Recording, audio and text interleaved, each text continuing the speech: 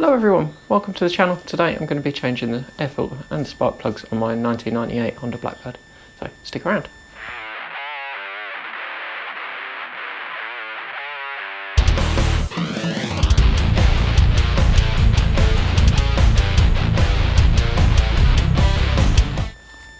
If you're new here, my name's Sarah. I post motorcycle related content on YouTube every Friday.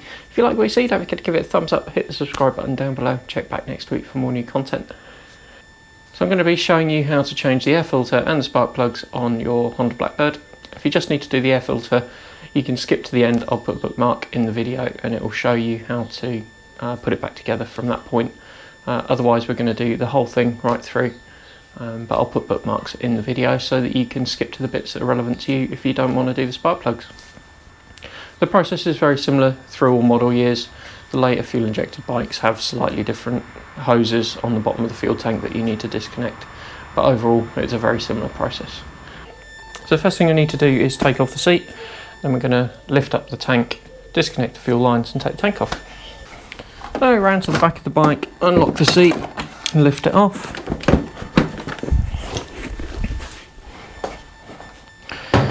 And put it safely out of the way. So the first thing we're going to do is remove the two bolts in the back of the fuel tank here. They have a 12mm hex. Once we've done that, we're going to lift the back of the fuel tank up, disconnect the fuel hoses, and then we can finally remove the tank.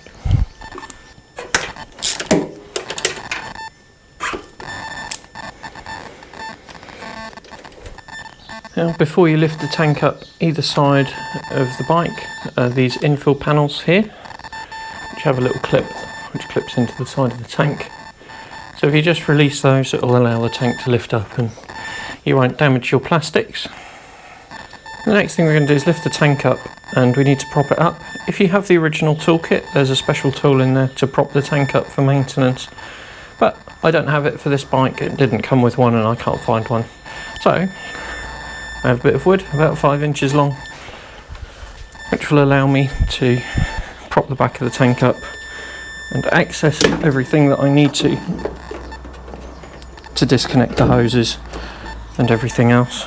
Now you'll notice that there's a cable here, and this is for the fuel gauge, so we just need to disconnect that.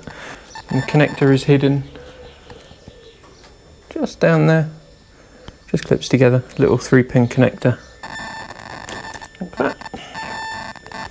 And then we need to move under the tank to disconnect the fuel hoses. You can see one fuel hose here, one fuel hose here, and this is the fuel tap. So the first thing I'm going to do is turn the fuel tap off, like so, and then I'm going to disconnect the hoses. I had to replace the hoses on my bike because the original ones were perished and they don't have the original clips on. On a standard bike they will have little spring clips on that you can move by hand, but I've actually got proper hose clamps on these, so I need to use a screwdriver to just undo those. There's also a vacuum hose here which goes to the back of the fuel tap. I can't show you here with it as it is because I can't get the camera in, but there's a vacuum hose here that needs to be disconnected as well. And then these other two hoses that are in the foreground are just drain hoses. And you can either pull them off the bottom of the tank when you remove it, or you can lift them out with the tank. It really doesn't matter. They just thread down the back of the frame between the engine and the swing arm. So let's just get those hose clamps undone. Like I said, if you have a bike that is standard and you haven't replaced the fuel lines on it, you won't have these clips. You just have little spring clips that you can undo with your fingers. And disconnect the vacuum hose from the back of the fuel tap,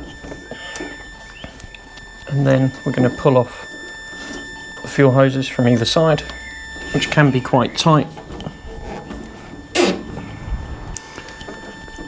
You might lose a little bit of fuel out of these hoses when you disconnect them, but you shouldn't lose any from the tank itself. If your fuel tap leaks when you disconnect the hoses, quickly connect them back up and your tap is going to need some attention. So these are the other two hoses, which are just drain hoses. We'll disconnect the smaller one because it's kind of tied up to the chassis or tied to the frame underneath. So once all your hoses are disconnected and the cable is disconnected, the fuel tank just lifts off. So just going to lift the back of the tank up like that and take it away and put it somewhere safe. So with the fuel tank removed, we've got really easy access to the airbox. So I'm going to change the air filter now. To change the air filter, once the tank is off, there are screws around the perimeter of this airbox, and then there are two in the middle. You need to remove all of them to do the air filter. So just work your way around and do them all. There are quite a lot and it does take a while. Once all the screws are removed, the top of the airbox just lifts off. It can be a little bit tight because it has a seal around it. And then our air filter is just laid in here. Doesn't look too bad. They don't actually ever look too dirty on the Blackbirds. But there we go. The old air filter removed. Here's our nice new one. Looks very similar to the old one. In fact, you probably struggle to tell the difference. This one's a little bit dirty. So just have a quick look in here for anything, any large debris, any leaves or anything like that. This one's all nice and clean. And then we just lay our new filter in the top. It's worth noting while you're in here, these are the inlets for the carburetors. Make sure you don't drop anything down there. If you're going to leave this cover off, maybe pop a little bit of rag into each of those just to stop anything falling in there accidentally. This little piece of foam here that's disintegrating is just for the crankcase breather. It's not too critical, I'm not going to replace it. You can get new ones if you want to. So let's pop the lid back on to the airbox. We don't need it off anymore because we're going to remove the whole airbox as a complete assembly when we change the spark plugs. So if all you need to do is change the air filter, it's as simple as that. All you have left to do is pop the fuel tank back on, which is the reverse of disassembly. We're going to carry on and change the spark plugs now. To get at those, we need to remove the airbox. To remove the airbox, we need to remove these infill panels, and to remove the infill panels, we need to take both side fairings off. So let's crack on with removing the side panels. They're fairly easy to remove, all the fasteners are fairly obvious.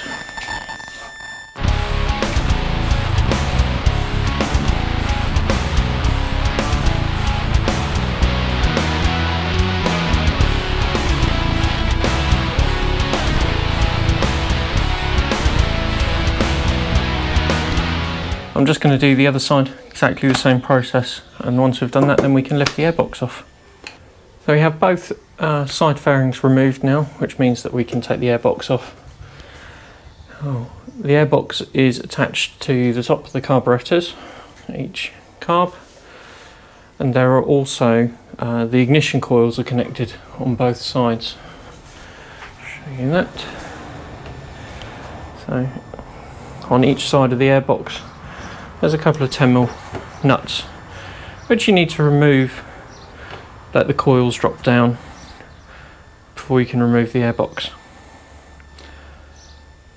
There's also a couple of breather pipes connected to the bottom of the airbox which will disconnect as we lift it off. So first thing we'll do is we'll remove the ignition coil nuts from both sides and let them drop down.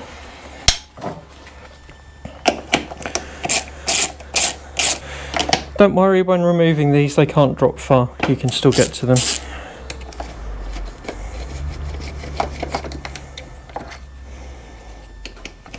Do be careful that you don't lose the little metal spacers that sit in the airbox on either side. The vast majority of Blackbirds that I work on are missing them. It's not a massive problem,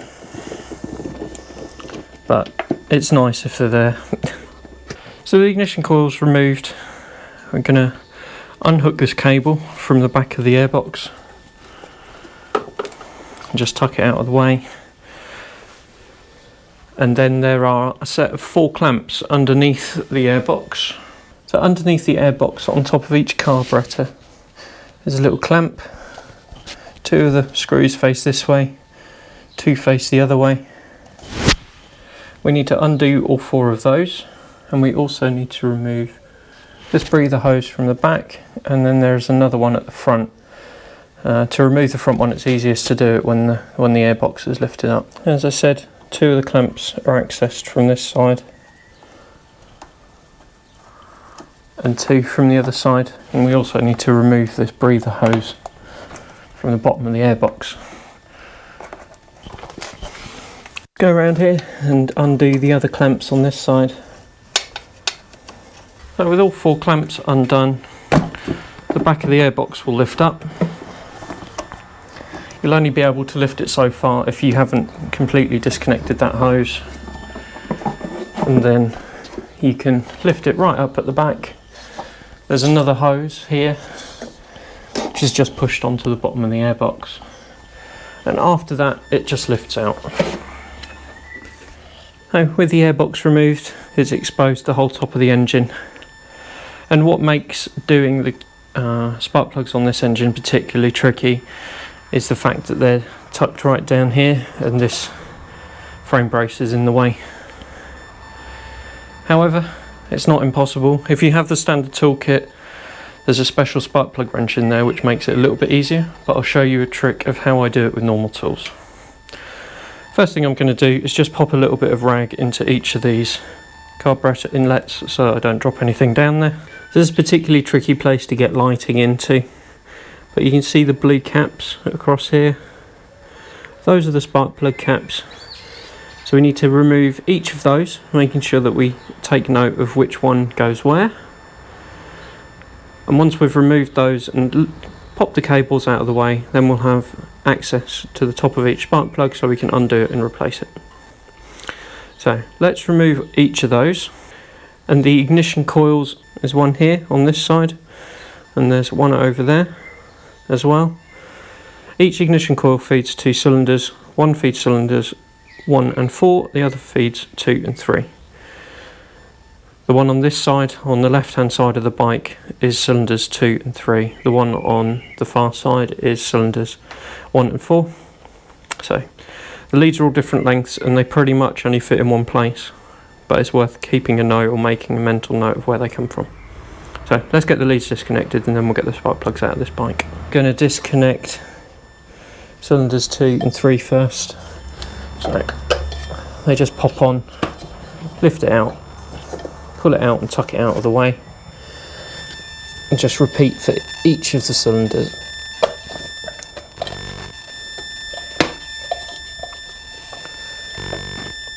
Like I said, it's a little bit fiddly.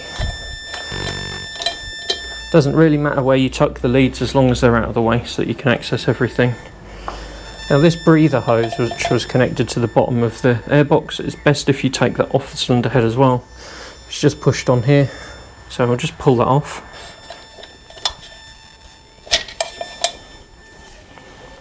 So we have a little bit more space. This spark plug cap, which is tucked down over here. When you're disconnecting these, make sure you pull on the rubber top, don't pull on the cable, otherwise you'll have untold issues when it comes to getting your bike running again afterwards. Now, the spark plugs on the Honda Blackbird are buried in the head, much like a lot of water-cooled bikes. You can see the top of this pushes onto the top of the spark plug, so the bottom of the spark plug is actually about here in relation to this. So what you're going to need is a spark plug socket that will fit in here, and you're also going to need an extension so that you can make it all work, and that extension needs to be exactly the right length so that you've still got room to get a ratchet in here to undo it all, and here is particularly tricky. So here is what I use. So this is a 16mm spark plug socket, a short extension and a universal joint, which gives me just a little bit of flexibility. The overall length of this from here to here is 6.5 inches, and that's the sort of length that you need to be able to change the plugs on a Blackbird with normal tools. This is where it gets a little bit fiddly, a little bit tricky. So we need to feed our spark plug socket down into the cylinder head, get it located on the spark plug with your fingers. If you can't turn it, you know you're roughly there. Let's get these out of the way a little bit more. And then you're going to need to clip your ratchet on once everything is in there. And once you've got them slackened off, you should be able to undo them with your fingers. So get them slackened and undo with your fingers. Make sure your spark plug socket has a rubber insert in it, because once that is undone, you can lift the whole thing out and the spark plug should come out with it. In this case it hasn't, probably because I didn't undo it enough.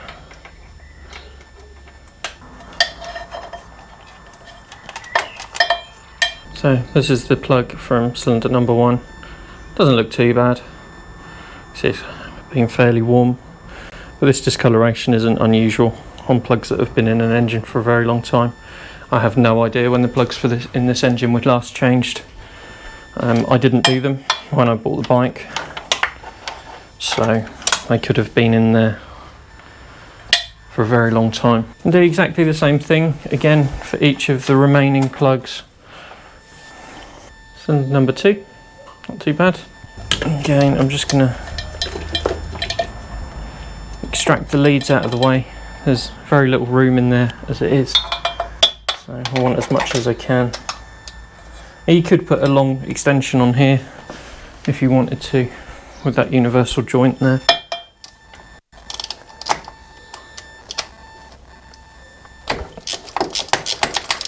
So the hardest one to get to by far is number 4, because that breather is also in the way. It's doable, you just need to kind of squeeze your hands in and you can get on there and undo it. So there are our 4 old spark plugs. They're not actually in bad condition. Not too bad at all. And they are the correct iridium ones for the bike. So let's grab our new ones, we'll pop them in. So these are the new plugs, NGK iridiums. CR9EHIX-9 are the correct ones for the Honda Blackbird. These replaced the ones that Honda recommend for the bike. Here are our nice new shiny plugs. Don't cheap out and put normal copper plugs in. Put proper iridium NGK plugs in. Your bike will thank you, and you won't need to change them quite so often.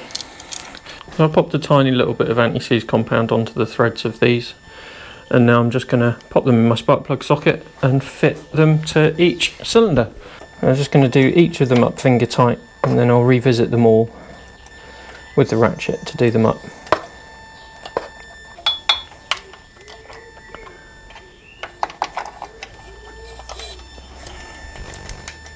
Now I should say, be careful not to bash your spark plugs or drop your spark plugs. It can crack the ceramic, or you can damage the electrode or bend the electrode here. So when you are fitting them, just be careful. Don't drop them into the cylinder head. Lower them gently. Otherwise you could damage them and all your hard work will be for nothing.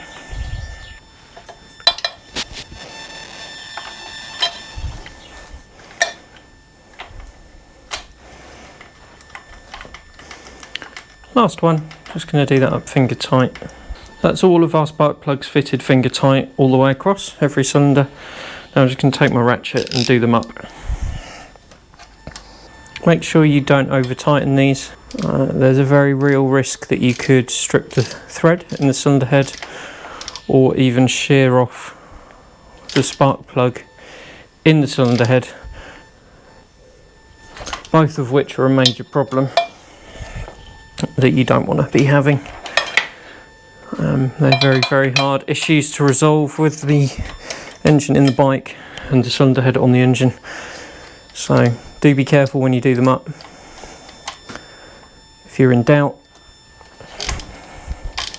check the torque specs in the service manual and use torque wrench. This last one, a little bit tricky. That's all of our spark plugs fitted. So now I'm going to reconnect the coils to each side. So this coil goes to this side, and goes to cylinders number 1 and 4. Thread the leads back in.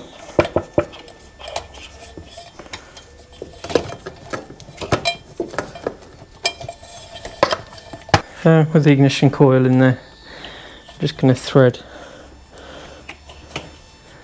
spark plug caps in each side and push them down, and you'll hear them and feel them kind of click into position.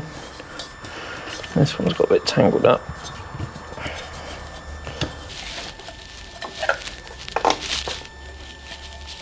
And then these ones are 2 and 3, so I'm just going to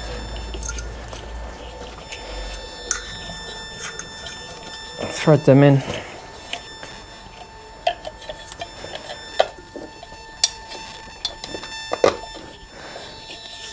Pop them in place like that. And then before I forget, I'm going to pop this breather hose back on that I disconnected earlier so that we had better access to cylinder number 4. So we have everything reconnected in there that we need. Before we go any further, I'm going to just fire the bike up and make sure that it runs on all 4 cylinders. Because if it doesn't, it could be that one of the spark plug caps isn't on correctly, and that's a lot easier to fix now than having to take the whole bike apart again. So on a carbureted bike you can do this because there'll still be fuel in the float bowls, and there'll be enough in there to just fire the bike up, run it for a few seconds, just make sure it's running on all 4 cylinders. On a fuel injection bike you can't do this, so you do have to put it all back together again to find out whether what you've done is okay. So let's just check everything is okay. So it is running on all 4 cylinders. I know it sounds a bit rough, but it's very cold, it hasn't been started for a long time, and the fuel that's in the carburetors will be not very good. While we've got the bike in this kind of state of repair, it's worth checking over everything else that you can see in here, because it's fairly major disassembly. Check everything's fairly clean, check the condition of all your hoses and stuff before we start to put it back together. And that's where we're at now. So the next thing to do is pop the airbox back on, not forgetting to reconnect the breather hoses. So I'll show you on the bottom here. There's one breather hose at the front and one breather hose at the back, and some cobwebs. So there's a little tag here which hooks into the frame. So with the back of the airbox lifted up, you can connect this breather hose. It is a little bit fiddly to reconnect, and you kind of have to push it in place while you lower the airbox down, otherwise it will keep popping off. And also with this one, you will need to push it onto the airbox as you lower it onto the carburetors. And before you go too far, you want to make sure that the ignition coils aren't trapped under the airbox like this one is. So I just need to relocate that one. And before we fix it down, because it will go down a little bit more yet, before we put it down, I'm just going to put the nuts on here finger tight, because it's a lot easier to fit these at this point than it is to try and wrestle with them once the airbox is completely fitted. Because you still have that little bit of wiggle room with the airbox if you do need to get under there. Go around the other side and do the other ones. And what we're going to do is line up underneath where we disconnected them before. Just going to line up underneath and just push the airbox down onto the carb mouths, and then do up each of the clips. Then I'm going to hook this cable back on the back of the airbox, grab our ratchet and do these nuts up for each of the coils. So that's our airbox all refitted, coils refitted, and this is actually the cables for the coil on the other side of the airbox, all refitted as well. So the next thing I'm going to do is pop the infill panels back on, pop the side panels and fairings back on, and then we'll stick the tank back on.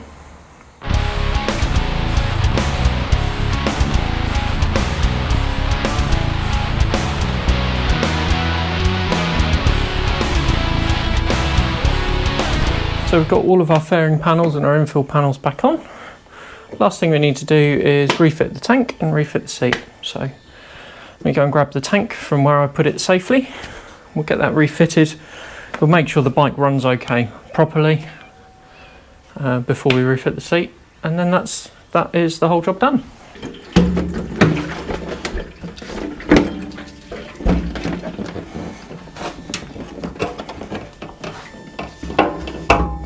So I've just roughly fitted the tank. It's hooked in at the front. I'm just going to prop it up at the back with the block of wood that we had earlier. So I'm going to reconnect all of the hoses that are under the tank. First one is the vacuum hose, which comes from the carburetor, and that goes to the back of the fuel tap. Next thing I'm going to do, this is one of the breather hoses from the tank. I'm going to thread that in the back of the engine where it belongs. Next thing, we've got a breather hose that we disconnected from the tank. I'm going to lift that up and just pop that on there. Then the last two things we need to connect are our two fuel hoses, which just push on each side of the fuel tap.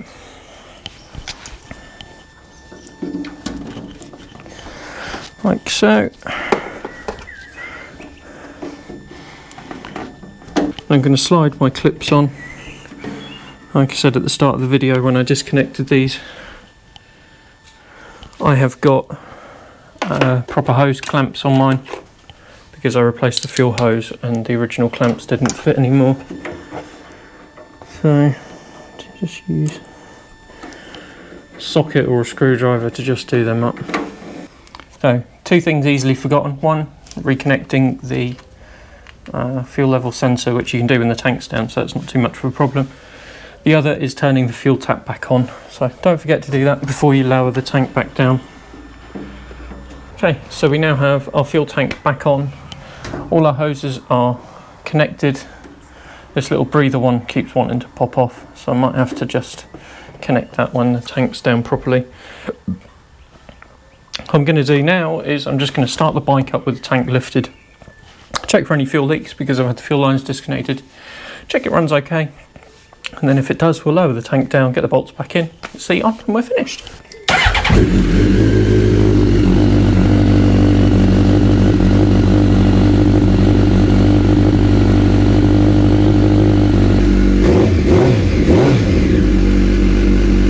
So that all looks good. It's definitely running on 4 cylinders. Everything is good and happy there. So I'm going to lower the tank down. We haven't got any fuel leaks. Get a couple of bolts back in the back of the tank, and we're pretty much there. And when you're lowering the tank down, you need to just be careful that you don't trap the side panel pins under it. They do tend to get in the way. Once the tank's down, you can push those into their rubber grommets. And you just need to make sure your bolt holes line up.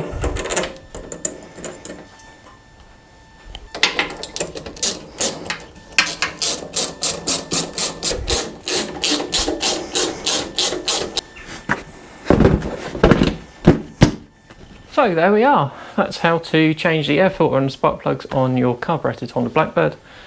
If you live in the US, there are a few more hoses around the top of the engine that you might have to disconnect for the secondary air injection system on these. It's not on the UK models, but it is on the US models and maybe some others around the world. If you have that, you may need to disconnect a few more hoses. Just keep an eye on where they go. But in all, that's how to change the spark plugs and the air filter on a 1998 Honda Blackbird. It's not too bad a job. It takes about an hour and a half, or an hour if you're not filming it. It takes about an hour and a half to do. You just need to make sure that you've got a suitably sized extension or the original Honda toolkit to get at those spark plugs, because otherwise it can be a little bit of a pain. So I hope you enjoyed this video. If you did, give it a thumbs up, hit the subscribe button down below. Check back next week for more new content. Probably be back out on the road, hopefully, if the weather has improved. So, thanks very much for watching, guys. I'll see you again really soon.